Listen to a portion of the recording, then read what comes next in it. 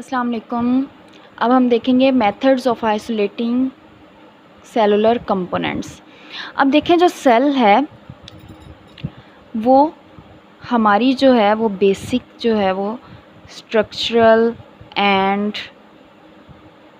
Functional unit है। Functional unit ये एक कॉम्प्लेक्स जो है वो स्ट्रक्चर है। आप देखें कि एक सेल है, सेल भी बहुत बहुत बहुत स्मॉल होता है, लेकिन इसके अंदर जो है वो मैनी ऑर्गेनेलिज जो हैं वो एग्जिस्ट करती हैं। ऑर्गेनेलिज, सेल ऑर्गेनेलिज,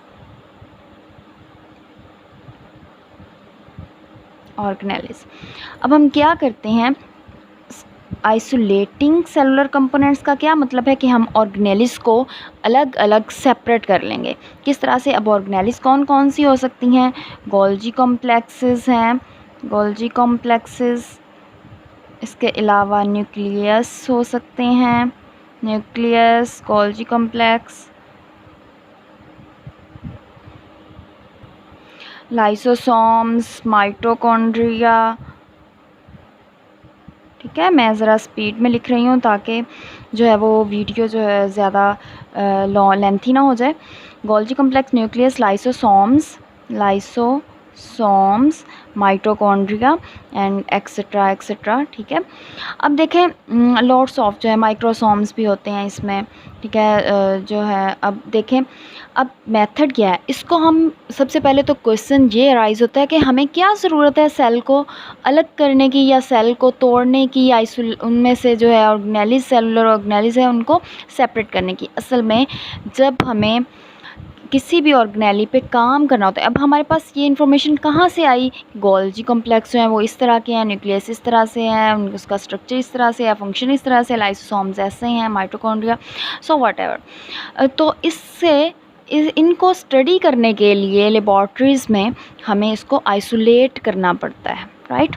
अब हम देखते हैं कि इसके लिए कौन से मेथड जो है वो यूज़ करते हैं। कुछ मैंने लिख लिया है ताकि हम जो वीडियो जो है लिखने में बहुत ज़्यादा लंबी ना हो जाए।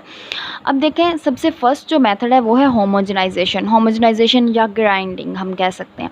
अब ग्राइंडिंग का क्या मतलब है? हम किसको ग्राइंड करेंगे? हम क्या करेंगे? हम करेंगे सेल्स को ग्राइंड कर देंगे, होमोजेनाइज़र में डालेंगे और उसको घुमा देंगे, होमोजेनाइज कर देंगे। तो उससे क्या होगा, वो जो है वो आम जो है ग्राइंडर जो होता है जिसे हम कहते हैं, उसको हम उसमें डाल के हम इसकी आइसोलेशन कर सकते हैं। ठीक है, हम इसको ब्रेकेज कर देंगे। असल में घुमाने से क्या होगा या होमोजेनाइजेशन से क्या होगा, इससे होगा ये। अब होमोजेनाइजेशन डिफरेंट तरीक़ों से होती है, ज़रूरी नहीं है कि आप सिर्फ ग्राइंडिंग कर लें। मतलब बेसिकली जो है वो इसका जो मकसद है तोड़ना है, सेल को तोड़ना, सेल को तोड़ना। जब सेल टूटेगा तो ही ये सारी चीज़ें जो है बाहर आएंगी और फिर इस पर हम स्टडी कर सकते हैं। इसको मज़ीद आइसोलेट करके हम इसे अलग अलग जो है वो स्टडी कर सकते हैं। अब होमोजेनाइजेशन, अब ग्राइंडिंग होगी मतलब टूट गया सेल। अब टूटने के बाद क्या करेंगे हम? सेल जब टूट गया तो हम इनसे सेंट्रीफ्यूज करेंगे। ठीक है, डिफरेंट ग्रेविटी पे जो है वो इसको सेंट्रीफ्यूज करेंगे। अब होमोजेनाइजेशन के डिफरेंट तरीके हैं। होमोजेनाइजेशन हम कर सकते हैं, वैसे ग्राइंडिंग कर सकते हैं। सबसे पहले तो हम ग्राइंडिंग किसके साथ? With sand. ठीक है, इसके अलावा हम कर सकते हैं मेथड है जो है 0.25 मोलर सुक्रोज सोल्यूशन के साथ, राइट, सुक्रोज सोल्यूशन के साथ हम कर सकते हैं। इसके अलावा जो है वो हम कर सकते हैं हाइपोटोनिक जो है वो कंडीशन में रखें। अब हाइपोटोनिक कंडीशन बेसिकली होती क्या है? हाइपोटोनिक सोल्यूशन में आपको पता है कि जो सेल होता है वो उसके अंदर वाटर जो है वो ऐड हो जाता है, और वाटर से क्या हो जाता है, वो टर्जिड हो जाता है। सेल टर्जिड होने से वो फट सकता है, फट जाता है। ठीक है, तो जब वो ब्रेक, तो इस हमें हमारा मकसद तो ब्रेकेज है, तो ब्रेकेज हम किसी भी मेथड से कर सकते हैं। तो ये भी एक तरीका है। ठीक है, हाइपोटोनिक सोल्यूशन के साथ। इसके अलावा हम क्या कर सकते हैं, हम अल्टरनेट फ्रीजिंग जो है, alternate freezing and थॉइंग,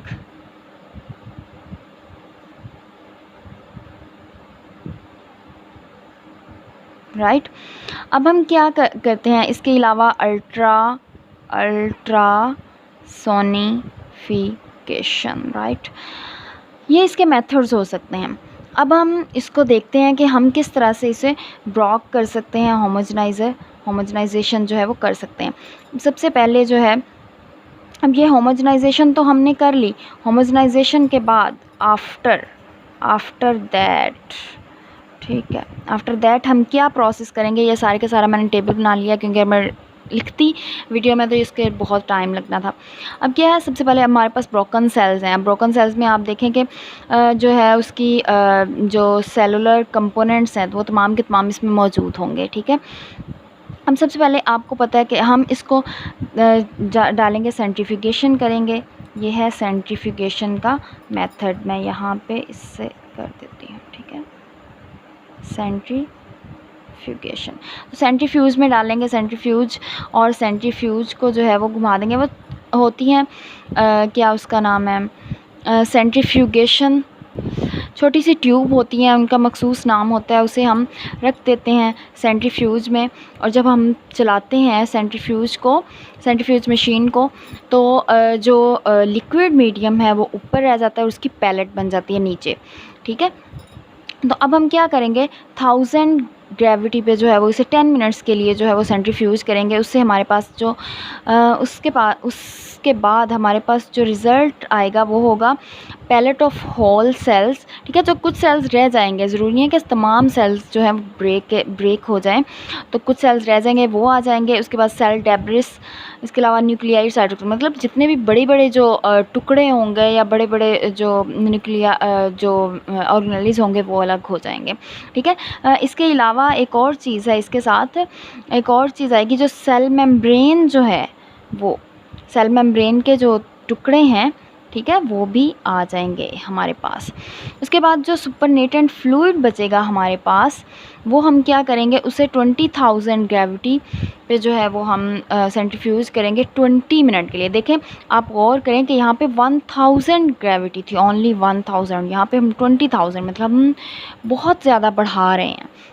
20,000 gravity 20 minutes के लिए। उसके बाद हमारे पास सुपरनेटेंट फ्लूइड आ जाएगा, और दूसरी चीज़ जो हमारे पास पैलेट आएगी, उसमें pellet of mitochondria, lysosomes, peroxisomes and Golgi complexes जो है वगैरह वो आ जाएंगे। आप देख लेंगे पहले सबसे बड़े, फिर उससे छोटे, फिर उससे छोटे, उससे छोटे, ग्रेजुअली जो है वो ये हमारे पास हासिल होते जाएंगे। अब सुपरनेटेंट फ्लूइड जो आएगा हमारे पास यहाँ पे 80,000 ग्रेविटी के साथ हम उसे 1 आवर के लिए जो है वो सेंट्रीफ्यूज करेंगे। उसके बदले में हमारे पास आ जाएगी pellet of microsomes and small vesicles, ठीक है। स्मॉल वेसिकल्स आप कह सकते हैं, जैसे राइबोसोम्स वगैरह भी हम कह सकते हैं। अब यहाँ पे इसके बाद जो हमारे पास यहाँ पे सुपरनेटेंट फ्लूइड बचता है, उसे 150,000 ग्रेविटी देंगे। आप कंसीडर करें 150,000 ग्रेविटी देके 3 आवर के लिए जो है वो हम सेंट्रीफ्यूज करेंगे उसको। उसके बदले में हमारे पास आएगा as a result pellet of ribosomes. देखें यहाँ पे भी आगे वेसिकल्स जो हैं वो थोड़े लार्ज होते हैं, वेसिकल्स होते हैं, आपको याद होगा कि गोल्जी कॉम्प्लेक्सेस के जो है कुछ वेसिकल्स निकलते हैं, और भी डिफरेंट जो है वो वेसिकल्स होते हैं, गोल्जी कॉम्प्लेक्सेस जो भी करते हैं। इसके अलावा एंडोप्लाज्मिक रेटिकुलम भी आपको याद होगा कि वहाँ से भी जो है वो हमारी जो है वेसिकल्स जो हैं वो निकलते हैं, ओके। इसके अलावा वायरसेस और मैक्रोमोलेक्यूल्स जो हैं वो सारे के सारे यहाँ पे हमारे पास आ जाएंगे। इसके अलावा अब इसको मज़ीद हम जो है वो सेंट्रीफ्यूज नहीं कर सकते, क्योंकि अब हमारे पास very very very mini micro जो है वो हमारे पास जो है वो चीज़ें आ गई, कम सब अलहदा हो गए।